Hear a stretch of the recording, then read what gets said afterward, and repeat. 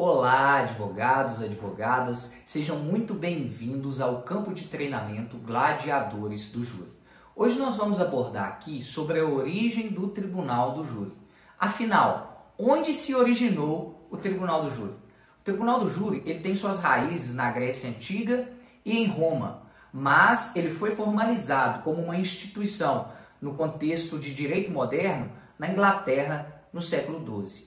Na Grécia Antiga, especialmente em Atenas, existia uma forma primitiva de julgamento por pares, ou seja, onde os cidadãos eram escolhidos para julgar, para atuar como jurados julgando outros cidadãos. Embora o sistema não fosse igual ao Tribunal do Júri atual, essa ideia de envolver a população em decisões jurídicas já estava presente naquela época. Assim também foi na Roma Antiga, onde os cidadãos participavam de julgamentos, mas também sem uma estrutura formalizada, como é hoje no Brasil. Então, só para vocês saberem, somente no século XII o Tribunal do Júri foi formalizado na Inglaterra a partir de uma Carta Magna, onde estabeleceu que o julgamento criminal de cidadãos seriam feitos por cidadãos. A instituição foi criada na Inglaterra para substituir as ordalhas e os juízes de Deus, que eram os julgamentos teocráticos. Só para vocês entenderem, as ordalhas eram provas judiciais que tinham como objetivo determinar a culpa ou a inocência de um acusado.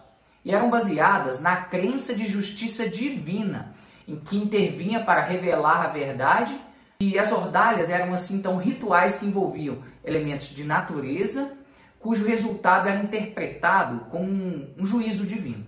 Já no Brasil, o Tribunal do Júri foi criado em 1822, por meio de uma lei do príncipe regente Dom Pedro, que na época o Brasil ainda era colônia portuguesa.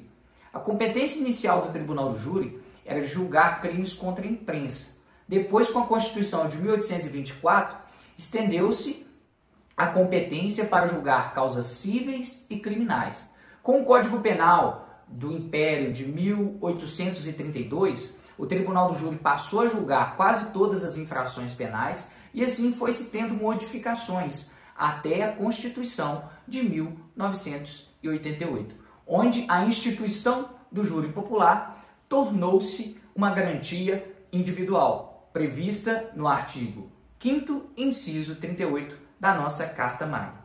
Então, os princípios básicos do Tribunal do Júri estão a plenitude do direito de defesa, o sigilo das votações, a soberania dos vereditos, a competência para julgar os crimes dolosos contra a vida, que são o homicídio, o induzimento, instigação ou auxílio ao suicídio, a automutilação, o infanticídio e o aborto.